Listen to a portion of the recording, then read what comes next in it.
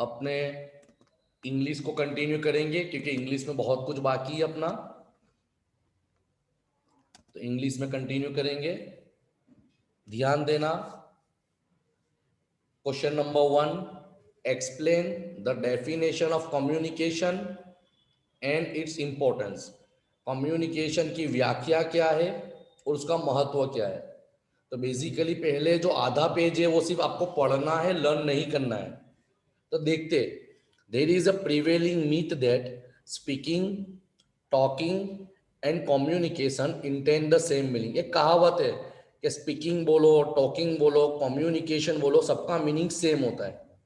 मगर याद रखना, according to practical point of view, सामान्य लैंग्वेज में तुम इसको सेम बोल सकते हो, बट इन रियलिटी तीनों तीन का मीनिंग अलग अलग है। देखो नीचे एग्जांपल दिया है, speak up, speak out, speak clearly, speak to heart, the clock spoke. ये स्पीकिंग का एग्जांपल दिया। टॉक टू, किससे बात करनी है, टॉक विथ, कैसे बात करनी है, टॉक अबाउट, कौन सी बात करनी है, टॉकेटिव, बहुत बात करता है, टॉकिंग ऑफ विच, किसकी बात कर रहा है। तो बेसिकली जब तुम इसको गुजराती कन्वर्ट करोगे तो स्पीकिंग का मीनिंग अलग निकलेगा, टॉकिंग का मीनिंग अलग निकलेगा। तो अपने डिटेल में देखते, टॉकिंग का मतलब क्या होता है। तो talking is the giving and receiving of information without need of response. Talking का मतलब सिर्फ बात करना। जैसे जब मैं आपको क्लास पर बुलाता हूं तो आप एक दूसरे के साथ जो करते हो टाइम पास करते हो, तो जो टाइम पास करते हो कोई मकसद बिना का, उसको टॉकिंग बोला जाता है। अब स्पीकिंग क्या होता है, तो स्पीकिंग टॉकिंग से थोड़ा सिस्टमेटिक है। Speaking is more formal than talking. क्यों मोर फॉर्मल? क्योंकि अभी मैं कुछ बोल रहा हूं, वो काम की चीज बता रहा हूं, मैं आपसे बातचीत नहीं कर रहा हूं। समझ में आया? मैं स्पीक कर रहा हूं तो आपको समझना पड़ेगा कि सर क्या बोल रहे हैं। तो यहां से प्रूफ हुआ कि टॉकिंग का मतलब कोई भी चीज के बारे में वार्तालाप करना, that is called talking. Speaking का मतलब कोई स्पेसिफिक मकसद के लिए, कोई स्पेसिफिक वस्तु के लिए, कोई स्पेसिफिक टॉपिक पे बात करना, दैट इज कॉल्ड स्पीकिंग। अब आता है कन्वर्सेशन। कन्वर्सेशन का मतलब वार्तालाप, एक्सचेंज करना। तो कन्वर्सेशन क्या है? बेसिकली सब लर्न नहीं करना है, सिर्फ आपको पढ़ना है, क्योंकि आंसर तो मैं बताऊंगा वहीं से स्टार्ट होगा। Conversation is exchange of word. Conversation का मतलब क्या? जैसे ध्रुमिल, आप रिप्लाई देना, Dhrumil, Dhrumil,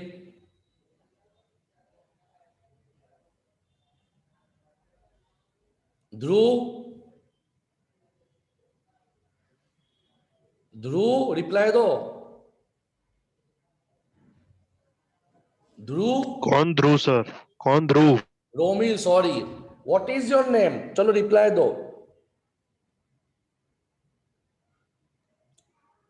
what is your name? My name is Divya. Very good. Divya, I am planning to start a new project, are you interested? Yeah, I am interested. Point her next. Dhruv, I need 1 lakh rupees for minimum investment in our project. Can you able to supply me 1 lakh rupees?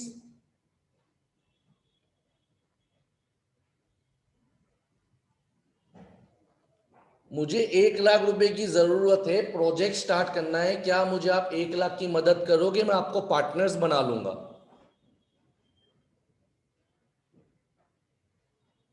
Yes और no?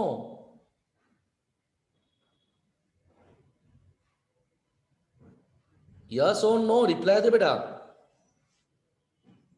ये very good. तो ये जो हमने करा बेटा, देखो ये मैंने जो एग्जांपल प्रैक्टिकली बताया, ये हमारा कन्वर्सेशन था कि हम दोनों एक दूसरे के साथ कोई वर्ड का एक्सचेंज कर रहे थे, जहां पे मैं अपनी आइडिया बता रहा था। देखो ये आइडिया बता रहा था। तो कन्वर्सेशन का मतलब क्या होता है? Conversation of exchange of word while communicating is transformation of idea, thought, word into meaningful exchange. To be specific, conversation is indicative of one wish to show, whereas communication focus on one what one wish to accomplish. तो यहाँ पे दोनों दो का difference बताया है, conversation का और कम्युनिकेशन का। ऑलरेडी कन्वर्सेशन और कम्युनिकेशन के बीच में जो डिफरेंस था वो हम यूनिट 1 में पढ़ चुके हैं। तो हम ऐसा बोल सकते हैं कि कम्युनिकेशन का मतलब टॉकिंग भी आ गया, स्पीकिंग भी आ गया और कन्वर्सिंग भी आ गया। Clear everyone? यहां तक क्लियर?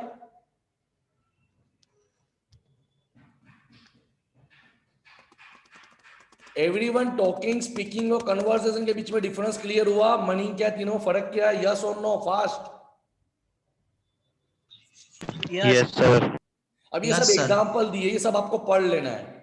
अब हमारा आंसर यहां से नहीं आ स्टार्ट रहा होगा। आपका। व्हाट बेटा? हमारा ओरिजिनल आंसर यहां से स्टार्ट होगा। सर वो सिर्फ आपको इंट्रोडक्शन दिया। कन्वर्सेशन वापस समझाओ ना सर।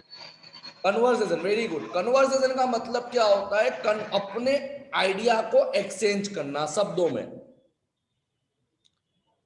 अपने आइडिया को, अपने ओपिनियन को एक्सचेंज करना, दैट इज कॉल्ड कन्वर्सेशन। ने कम्युनिकेशन का मतलब वो कन्वर्सेशन को एकम्प्लिश करना, अप्लाई करना, लागू पाड़ना, अचीव करना, that is called communication. Clear? दोनों में इतना ही डिफरेंस है। अब स्टार्ट करते communication. Dhruv,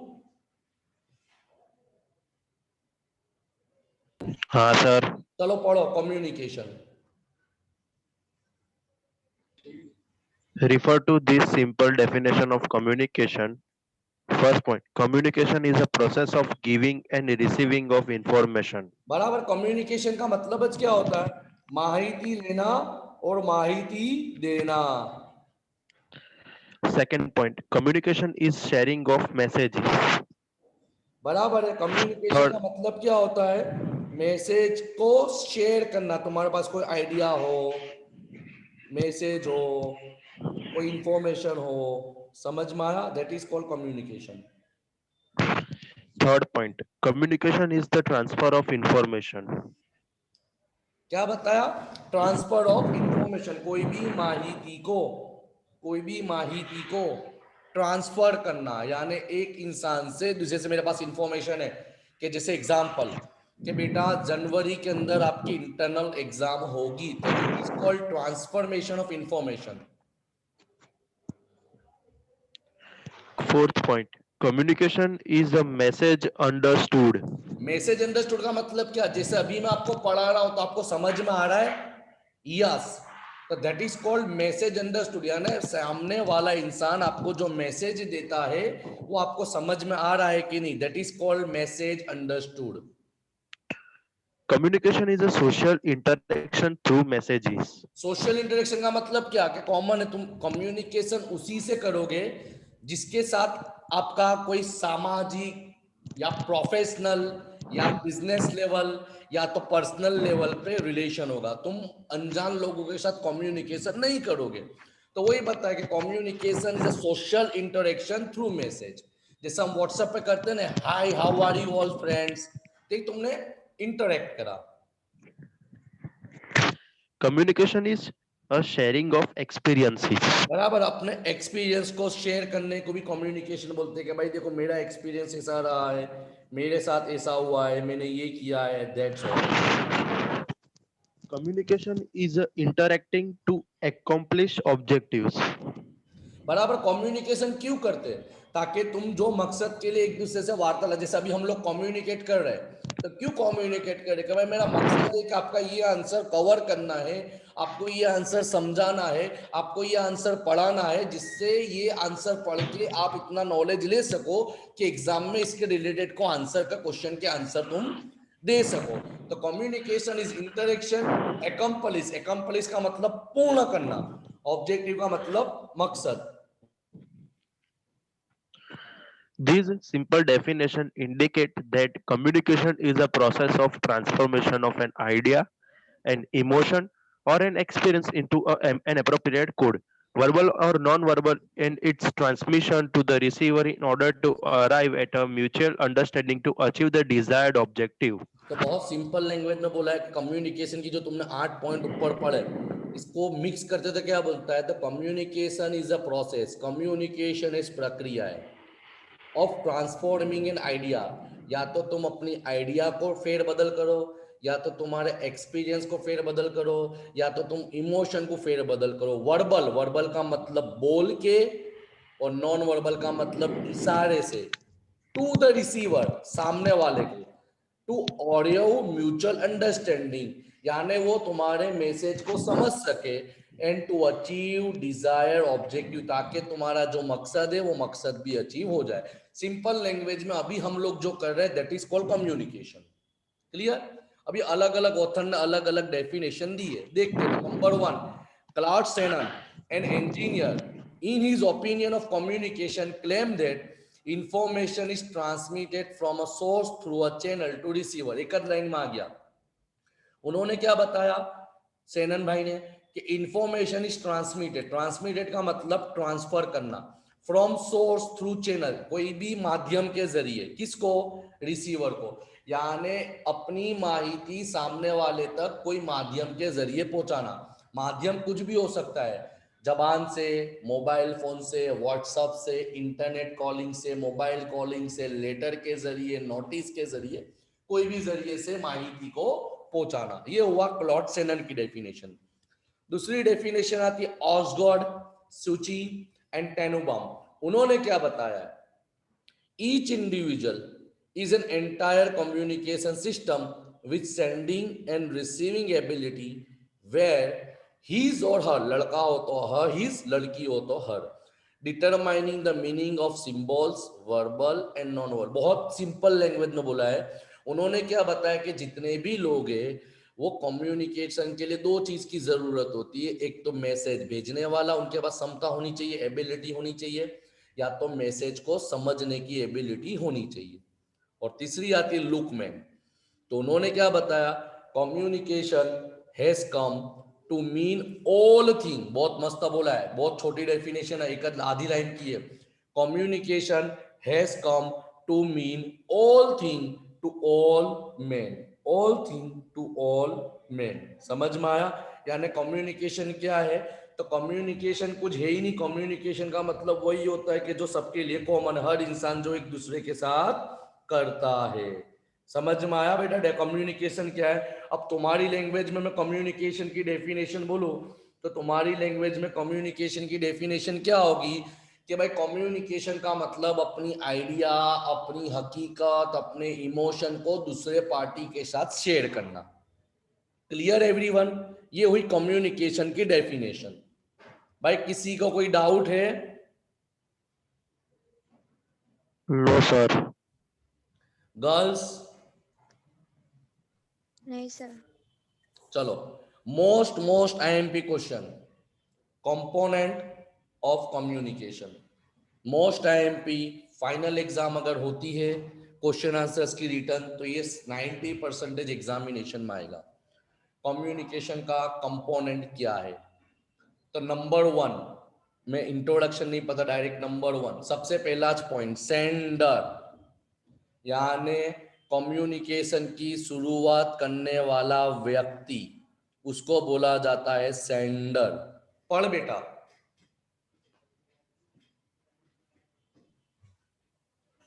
Sender, the who of the process of communication. Sender is one of the participant, an individual or group or any party who initiates the process of communication. Initiate का मतलब होता है शुरू करने वाला। Initiate का मतलब होता है शुरू करने वाला। तो देखो, इसके लिए तुमको ये पूरा शॉर्ट समरी याद रखना है कि जैसे सेंडर के दिमाग में एक आइडिया आएगा, has an objective and an idea, कि भाई मेरे कुछ पढ़ाना है। जैसे मेरे दिमाग में आइडिया आया कि अभी ऑफलाइन तो लेक्चर बंद है, तो मैं बच्चों को क्या पढ़ाऊं, अकाउंट तो नहीं पढ़ा सकता, चलो बिजनेस इंग्लिश पढ़ा लेते, इंग्लिश पढ़ा लेते। तो मेरे दिमाग में इंग्लिश पढ़ाने का आइडिया आया, तो मैंने वो आइडिया को एक कोड में कन्वर्ट करा कि भाई मुझे क्या पढ़ाना है, कौन सा क्वेश्चन पढ़ाना है। उसके बाद मैंने क्या करा, ऑडियंस एनालिसिस, कि भाई मैं जिसको पढ़ा रहा हूं वो जनरली सब एफवाई के बच्चे हैं, उनका इंग्लिश इतना सूटेबल नहीं है, उनका इंग्लिश इतना डेवलप नहीं है। तो मुझे स्टडी करना पड़ेगा कि भाई मुझे कहाँ पे इंग्लिश बोलना है, कौन सी जगह मुझे गुजराती बोलना है, कौन सी जगह मुझे एडवांटेज देना है। यानी जब भी मैं कोई कम्युनिकेशन चालू करता हूँ तो मुझे ये जानना जरूरी है कि सामने वाली ऑडियंस कौन है। Number 4, choose appropriate channel and medium, सही माध्यम को सिलेक्ट करना पड़ेगा कि भाई अभी हम जूम के जरिए पढ़ रहे हैं, कितने टाइम हमने ऑनलाइन पढ़ा है, कितने टाइम हमने एप्लीकेशन पे पढ़ा है, कितने टाइम हमने ऑफलाइन पढ़ा है, अप्रोप्रिएट माध्यम कौन सा रहेगा। जैसे अभी थियरी के लिए अप्रोप्रिएट माध्यम जूम चलेगा, मगर अगर यहाँ पे मेरे को ऑनलाइन के अंदर फाइनल अकाउंट में उसके एडजस्टमेंट कराने, तो वो ऑनलाइन के जरिए इतने इजी पॉसिबल नहीं है, तो मेरे को माध्यम सिलेक्ट करना पड़ेगा एंड ट्रांसमिट द मैसेज। उसके बाद माध्यम सिलेक्ट करने के बाद मैं अपना मैसेज तुम तक पहुंचाऊंगा। क्लियर? सेंडर कौन है? सर दूसरा स्टार्ट करिए, फिर ये जो वो एनालाइज दिया है ऊपर वो पढ़ना है। पढ़ ले, this is the most important audience analysis. Audience analysis. This is the most important responsibility of the sender. It is actually the analysis of the receiver in terms of age, age as impression, age इसका मतलब क्या कि भाई कौन से लोगों को बढ़ाना है। कॉमन आप मेरे बच्चे हो, तो आपके साथ मेरा कम्युनिकेशन का तरीका अलग होगा। अगर टीवाई वाले हैं तो वहाँ पे उनकी एज तुम्हारे से ज़्यादा है, तुम्हारे से एक्सपीरियंस ज़्यादा है, तुम्हारे से स्किल ज़्यादा है, तुम्हारे से कैपेबिलिटी ज़्यादा है, तो वहाँ पे मेरा कम्युनिकेशन का तरीका अलग होगा। तो जब भी कोई सेंडर मैसेज भेजता है तो वो ऑडियंस को एनालिसिस करता है, पॉइंट नंबर 3। तो ऑडियंस के अंदर क्या एनालिसिस करेगा, तो आया एज, उसका एक्सपीरियंस, इंप्रेशन, उसकी आवड़त, वो कौन से कल्चर से है, उसकी स्टेबिलिटी क्या है, उसकी कैपेबिलिटी क्या है, उसकी लाइकिंग डिसलाइकिंग क्या है। तो ये सब चीजों पे स्टडी करने के बाद ही, ये सब स्टडी करने के बाद ही सेंडर अपना मैसेज को आगे बढ़ाएगा, सेकंड स्टेप पे जाएगा। क्यों? क्योंकि अगर मैंने ऑडियंस को एनालिसिस नहीं किया, ने कम्युनिकेशन करना स्टार्ट कर दिया, तो क्या हो सकता है, बैरियर इन कम्युनिकेशन, यानी कम्युनिकेशन के अंदर अवरोध, रुकावट, नड़कड़ पैदा हो सकती है। क्लियर? नंबर 2 पढ़ो बेटा।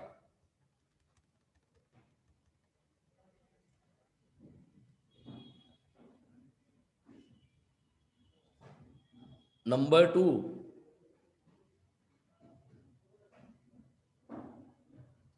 बेटा पढ़ो।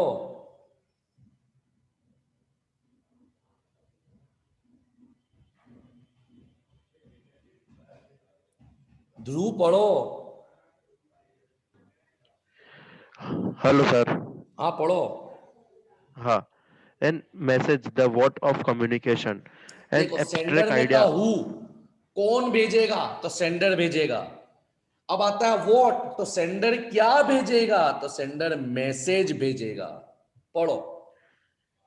An abstract idea when transformed into an appropriate code and then transmitted through a suitable channel and medium becomes an information which when received by the receiver becomes the message. बराबर, यानी मैं भेजूंगा message, मगर message successful कब होगा, जब वो message तुम तक पहुंच जाएगा।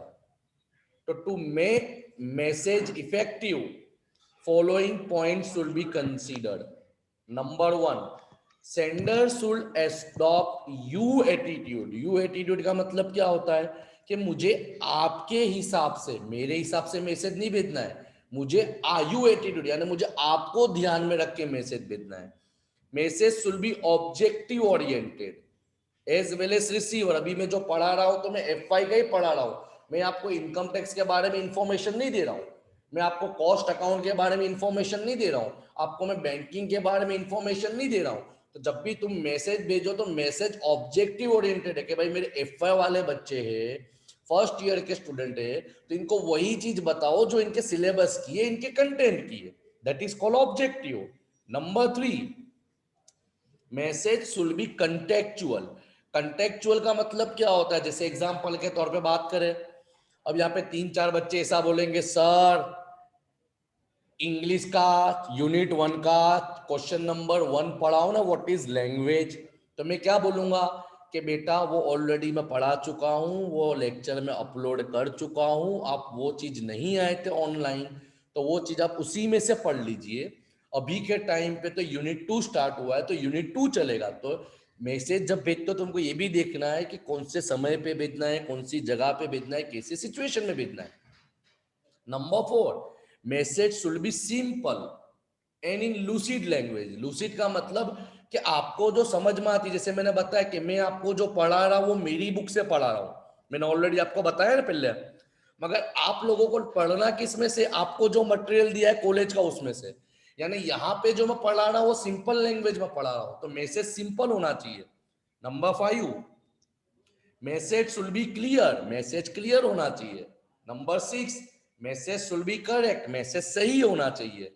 And number 8, message should B complete, जो भी मैसेज भेजो वो कंप्लीट होना चाहिए, अधूरा नहीं होना चाहिए।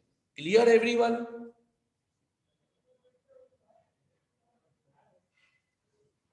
Yes, sir. Girls? Yes, sir. Number 3, channel and medium.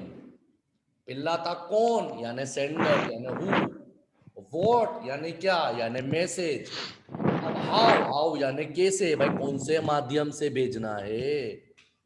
तो channel is the way of expression, it can be verbal और नॉन वर्बल। वर्बल का मतलब मैंने पहले ही बताया, बोल के या लिख के, और नॉन वर्बल का मतलब इशारे से। एक बार नक्की हो गया कि भाई वर्बल देना है, तो उसके बाद आता है मीडियम, कौन सा माध्यम, जैसे लेटर, इंटरनेट, रूबरू जाके, टेलीफोन के जरिए, मैगजीन के जरिए, तो ये सब चीज भी सिलेक्ट करना जरूरी है। अब प्रैक्टिकली समझने की कोशिश करना, मैं बहुत अच्छा एग्जांपल दे रहा हूं, यहाँ पे दिया नहीं है।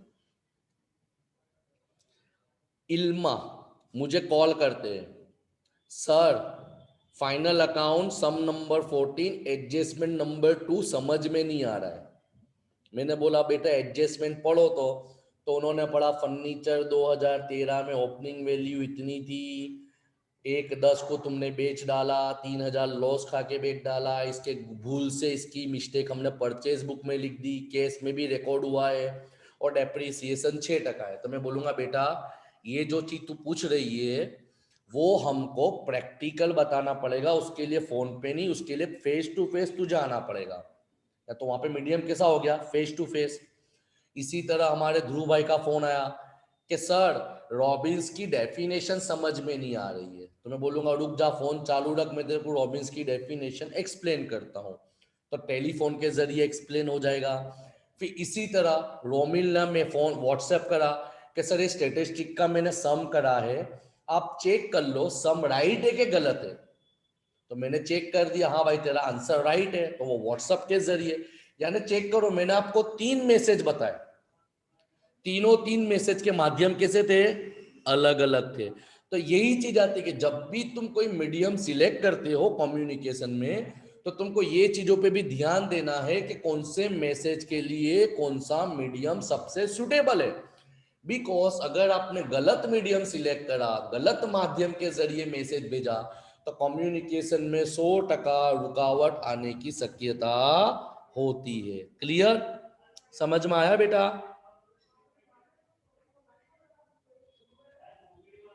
Sir, yes, sir. Number 4, receiver. To whom, भाई किसको भेजना है, दैट इज कॉल्ड रिसीवर को भेजना है। पढ़ो बेटा। Receiver is an important as the sender and he is the one to whom the message is addressed to. बराबर, तो The रिसीवर वो receive इंसान होता है जिसको हम मैसेज भेजना चाहते हैं। the receiver is the recipient of the message, a listener, a reader, or an observer. बराबर, वो सुनने वाला हो सकता है, या तो पढ़ने वाला व्यक्ति हो सकता है, या तो देखने वाला व्यक्ति हो सकता है। The receiver's task is to interpret sender's message verbally as well as non-verbally. Receiver का काम ज ये होता है कि जो मैसेज सेंडर ने ओरली या रिटली भेजा है या तो इशारों से किया है, वो मैसेज को समझना, अंडरस्टैंड करना। In order to achieve the predefined goal, the receiver should interpret the message as intended by the sender. वो तो मैंने ऊपर ज बता दिया कि भाई तुम्हारा मकसद कम्युनिकेशन सक्सेसफुल तब ज होगा जब रिसीवर सेंडर जैसा बताना चाह रहा है उसके मुताबिक मैसेज को समझेगा।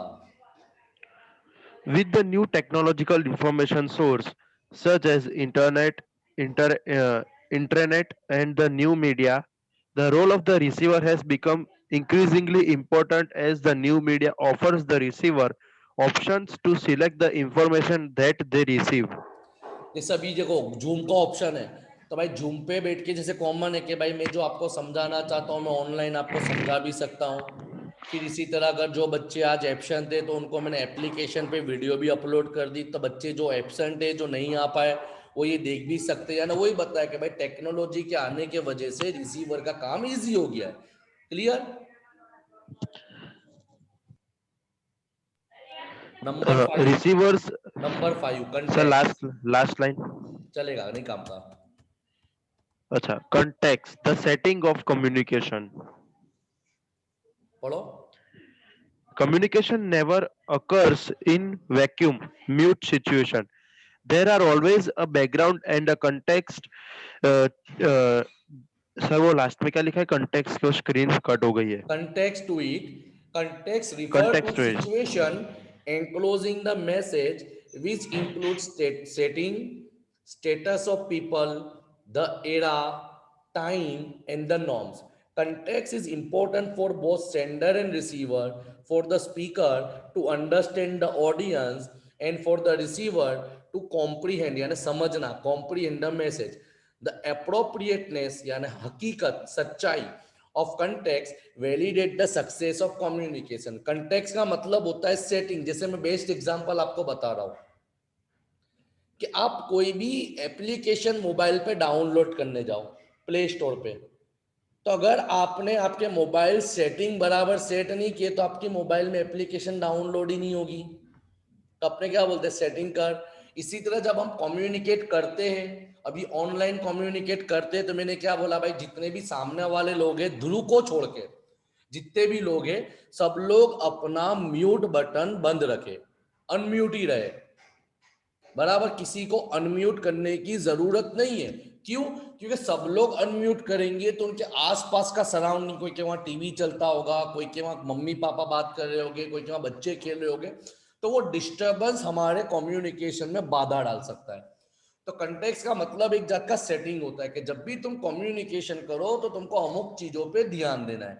जैसे एग्जाम्पल बहुत अच्छा दिया, पढ़ो ध्रुव, एग्जाम्पल पढ़ो।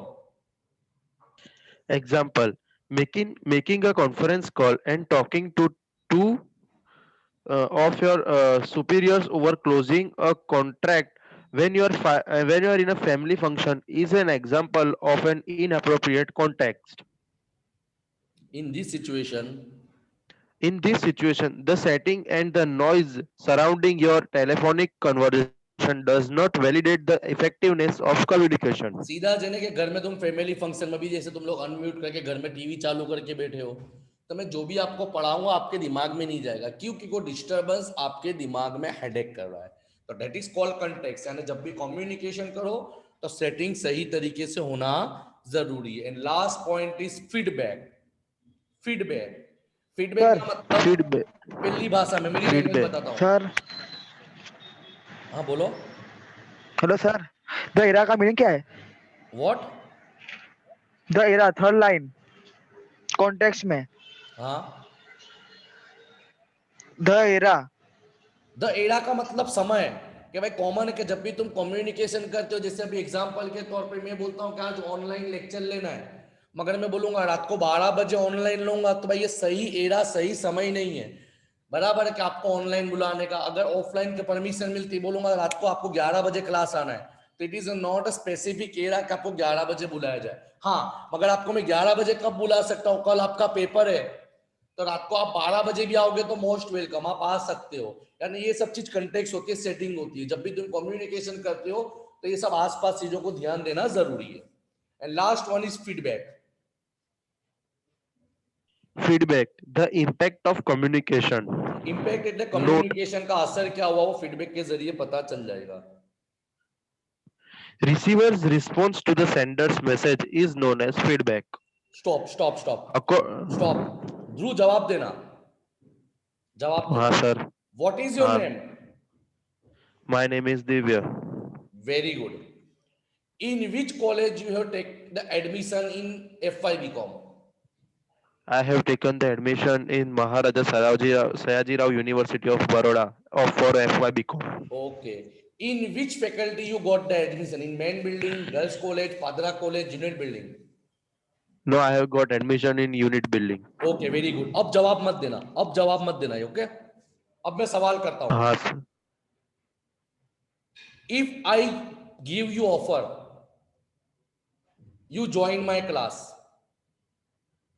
at 50% discount, will you take admission in my class? ध्रुव भाई ने जवाब नहीं दिया. ध्रुव अब जवाब देना.